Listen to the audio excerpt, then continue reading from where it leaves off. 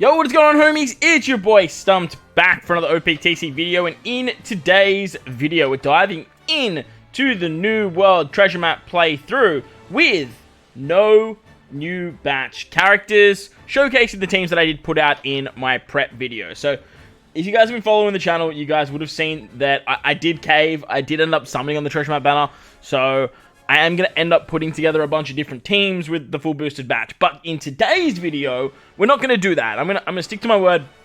I'm going to showcase the original teams that I did build for you guys without any of the new rare recruits from the Treasure Map banner or Nami, Carina. Now, ideally, we're going to try and go up against with a Nami, Carina friend captain, but I will also showcase the other team that doesn't use a Nami, Carina friend captain as well. I'm not going to do the ambush or the intrusion because I've already done a video on that. I'll leave a link to in the description for you guys to actually take a look at that. Plus, I will also showcase my mini-boss fight against Lucci as well. So, if you guys didn't check out that video, I did showcase two teams for Lucci. Lucci's super annoying, like probably the most annoying mini-boss fight we've seen in a little while. So I will showcase the mid-map fight as well as the end boss fight. But let's get to the final boss. Let's just kind of speed our way through to the end here, so that way I can show you guys how the teams actually operate. Ooh, big stack of coins. We love that early. That's nice to see. And then we can sort of showcase pretty much what I was talking about with the teams that we did put together. So, let's pop off and take off Spandem first. Now, the team that I put together looks a little bit like this. Very simply, the lead performers make it very, very easy. If you guys want to try and move them to the final boss fight, I do understand because they give you more points. However, trying to squeeze them in on that team, it's a little bit of a headache, to be honest, because they don't really do too much for the final fight. But you definitely can do it, especially if you have some boosters and stuff like that. And it's what I'll be doing for my team. But for now, we're just going to use them over here on the Kaido team. If you guys don't have Kaido, you can just run lead performance as your captain and then just bring a wave clearer instead of Kaido. For myself, I'm literally just going to be using Kaido as a wave clearer. Oh my god, really? That didn't kill? That's wild. Ideally, Kaido, if you just tap with Kaido, he is going to kill fairly nicely. His end of turn damage is very, very powerful, and it sort of just wave clears for you. No issues whatsoever. If you have the old school Treasure Map Kanjuro and you're using this lead performing unit, you are going to be in a really good spot. You can only use two specials, and obviously Kaido is very, very good at getting around that. Kanjuro is going to remove the defense up on the final stage. He also gives you a conditional boost in color affinity. Lead performers are going to give you a attack boost, and you have Kaido for an orb boost and all that fun stuff. So as you can see, no issues whatsoever with damage. You have a extra conditional boost with Big Mom. Like this team's going to do so much damage moving forward. Orochi's just there because you can replace him with a wave clearer if you want it to be a little bit faster. And should give you some nice points if you guys are looking at actually getting to the 10 million points a little bit quicker.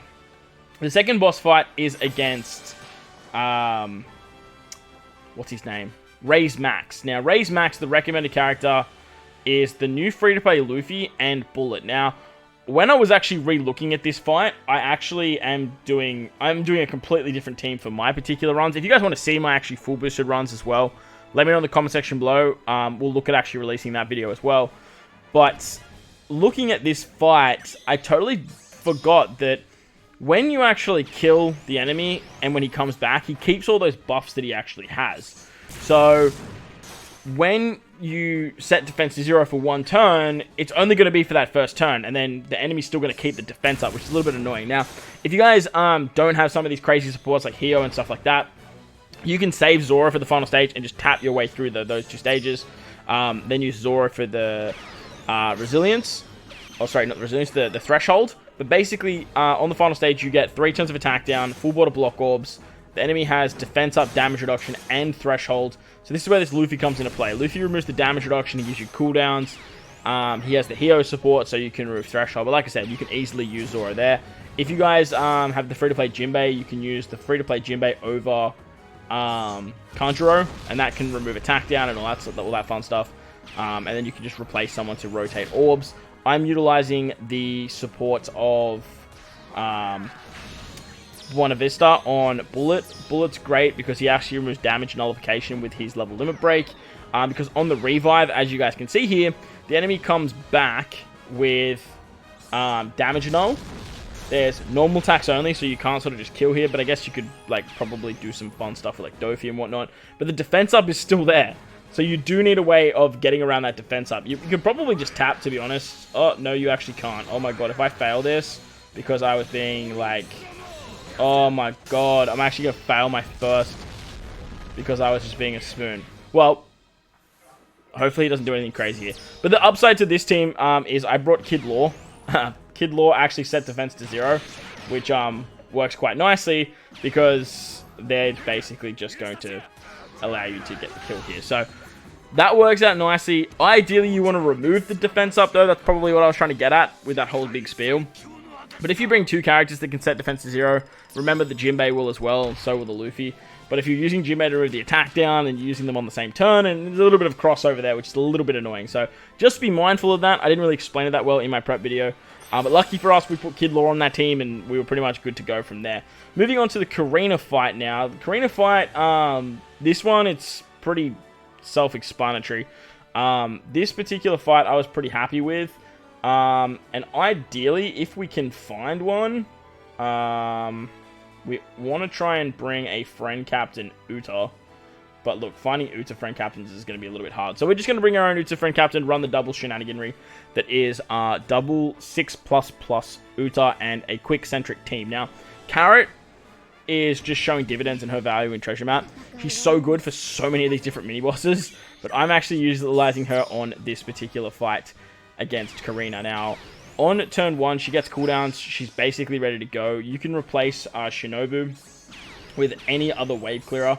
I don't know why I just did that. That was so stupid of me. Now, let's just do that.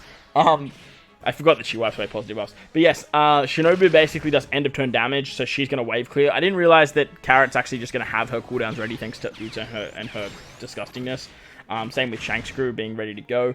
But I put Gordon here just for like some extra cooldowns if I needed them. But as you can see, because you're tapping with your units, you're still getting cooldowns as well. And that works out quite nicely. On the final stage, there is damage reduction, defense up, and you get a full board of unfavorable slots. So basically what we want to do here is we're actually going to utilize Carrot to use the captain swap, move into our captain so we ignore defensive effects. And if you have a level limit break 5, she sets defense to 0, which works so damn nice. Next we can use Shankscrew. Shankscrew is going to give us a chain lock because you need to be above a 3.5 times chain lock. Ideally, you want to swap with him first, so that way you actually get matching orbs. You need that. There is a rainbow orb barrier, so that's why Carrot, being your captain, works so well. She gets through the damage reduction, she gets through the barrier. If you switch with Shankscrew, he gives you a full board of orbs as well. And that's a play there. You can use something like the Wonder support as well on Carrot. It's another really good option for you. But as you guys can see there, like, you'll have plenty of damage to kill that. You have 3 quick units in your 2 Utas and Carrot. Utas are going to hit the hardest, though. Like, they're the ones that are going to hit the hardest. Moving on to the Lucci fight now. This is the doozy. This is the big one. Now, Lucci does so many gimmicks and is designed for Uta and Fuji Kizaru. But a lot of people don't have Fuji Kizaru. But if you can find a friend Fuji Kizaru, which I actually could fairly easily, we're going to bring a friend. I have built this team in mind if you can't, though. So if you need to run double Whitebeard, go for it. But if you can find Kizaru Fuji, like, you may as well just bring it for the extra points. Because, like, yeah. You're not even really going to use the Whitebeard special. So, yeah, look, it is what it is. On turn 1, though, something that I did actually learn was there is a tandem orb barrier for 3 tandem orbs. However, Sanji and Judge, they don't have their super swap ready to go. So it's a little bit annoying in that regard because, as you can see here, I am not going to have the ability to go through that tandem orb barrier. But we're going to do our best here. I don't know if anyone has barrier pen besides Garp. Maybe Kizaru. Kizaru has barrier pen. Yeah, Kizaru has barrier pen. And so does Garp. But look, at the end of the day, it's not going to matter too much. So I would highly recommend replacing Jumanji with... what's it called? Replacing Jumanji with... there's a rare recruit Sanji where you start with a full board of tandem slots. You just get despaired on turn 2, though. Whitebeard gets rid of it, so it's not that big of a deal. But it is a nuisance because, like, obviously you don't want to have to go through that all the time. On stage 2 against Lucci, there's 6 turns of attack down. You get 6 turns of special blinds. This is where shit gets really annoying. Also, you caught blow away on turn 1 if you guys didn't notice, which is super annoying. But on turn 2, we're going to use our Garb special here.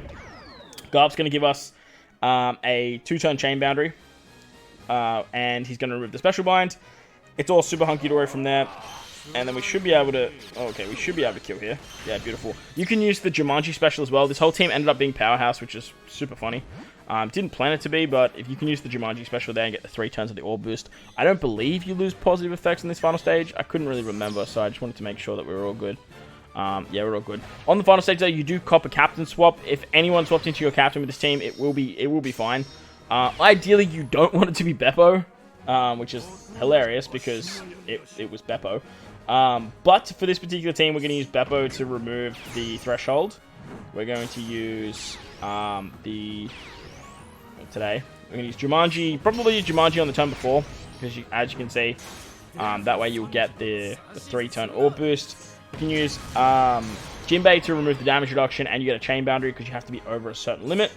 And from there, we're pretty much good to go. I'm going to use the Kizaru Refugi special because, like, I've never used Kizaru Refugi once in my life. And we're good to go. So that was a Lucci fight, like, at the end. Super, super frustrating because there's just so many gimmicks. But if you fight him on the mid-map, it'll look like this. So if you're struggling against Lucci, you can fight him on the mini-map. And the team that I'd thrown together for this looks a little bit like this. Now, the idea of this particular team is that we're going to be utilizing Luffy and his big 2 million damage that goes through normal attacks only to basically just finish off the stages. Now, this is really only going to work if Momo can basically wave clear turn 1 and turn 2. Not overly wave clear, but, like, we're still going to have the Super EX to actually get through the barrier. But basically what we want to do here is basically pop our Luffy Super EX on turn 1, and then we're going to use Momo to actually give ourselves an attack boost. Getting through that barrier is a little bit annoying, and you kind of just have to. Like, it is what it is. And then on stage 2, when you get the Despair, we have a bunch of supports to get around that. Momo's end of turn damage is going to help us out because we do get attack down as well. You also get Special Binded here. So Special Bind is super frustrating and super annoying. But for this, we have Nami and Carrot. Utilizing their swap and then their special is going to get around that Special Bind.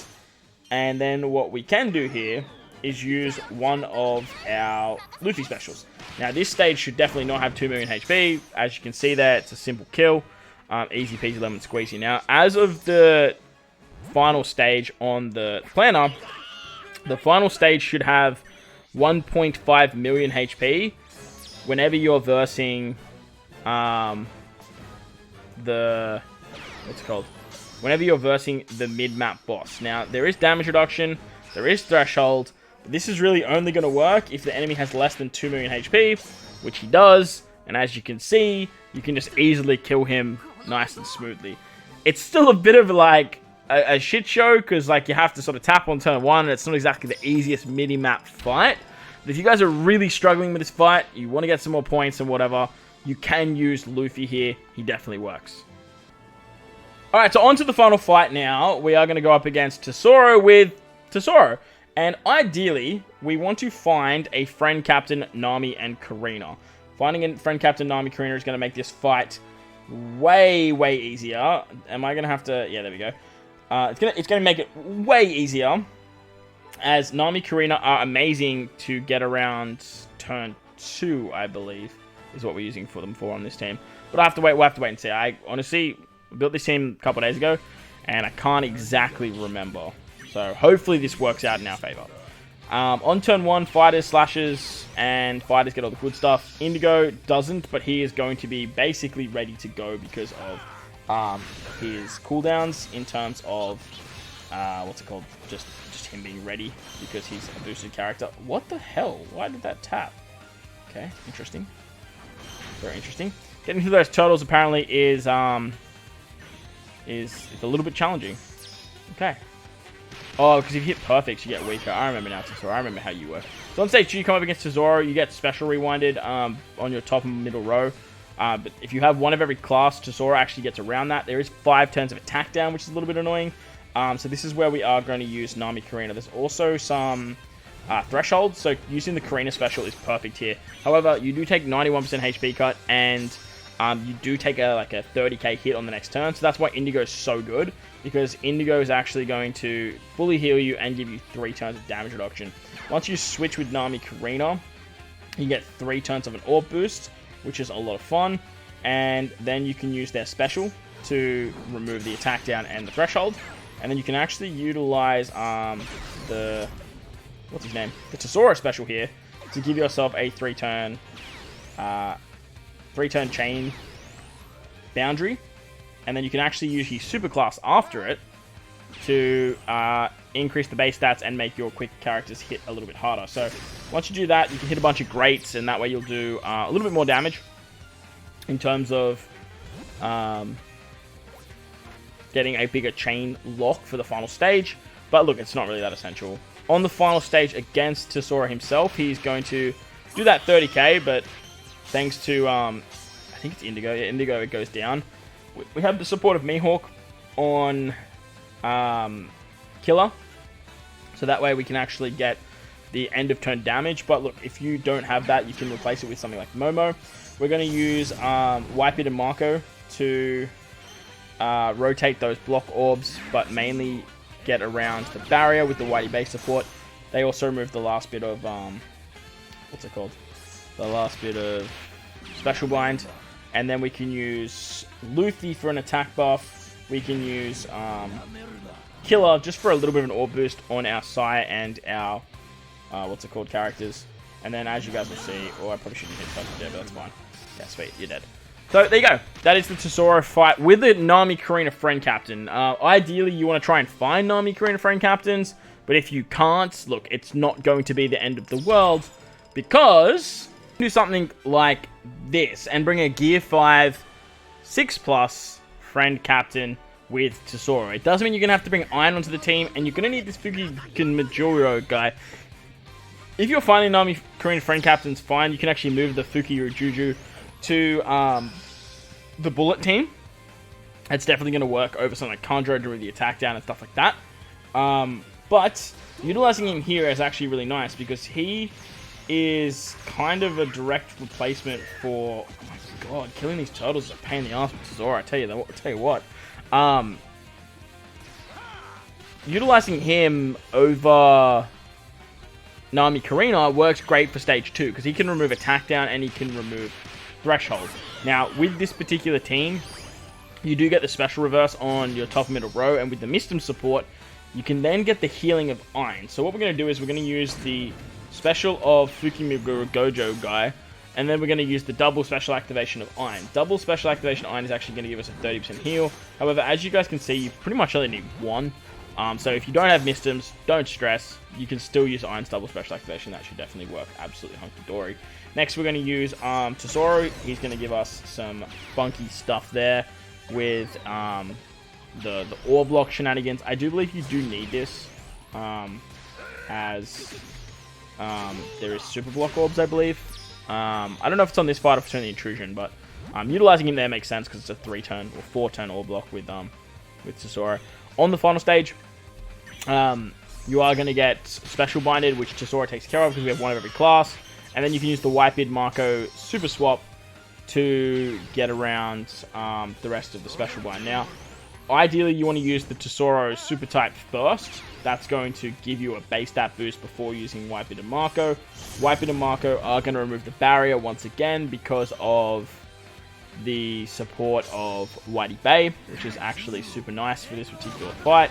And then we still have 1 turn of Paralysis, which completely sucks because I didn't get the super swap of Wipeid and Marco ready to go. So that's kind of annoying. If you guys don't have the support of Mihawk, you can use what's his name? You can use Momo. Come on, just someone tap through the paralysis. There we go, beautiful. Now, you do want that super swap, so make sure you swap at some point with Wipeid and Marco. That's going to remove the rest of the paralysis. But that's going to wrap up the video for the non-boosted, no new badge teams. I hope you guys enjoyed the video. If you did, make sure to go down there, belt like button, hit the subscribe button, do all that good stuff for me. I am going to put up my fully boosted run for members only. Let me know in the comment section below if you guys want to if you want me to make that public for you. And you guys can see what teams I'm actually running. But if you enjoyed the video, bell like button, hit the subscribe button, like I said, do all that good stuff. Most importantly, wherever you guys are in this beautiful world, please remember to enjoy the rest of your day. Enjoy Treasure Map, and I'll catch you all in the next one.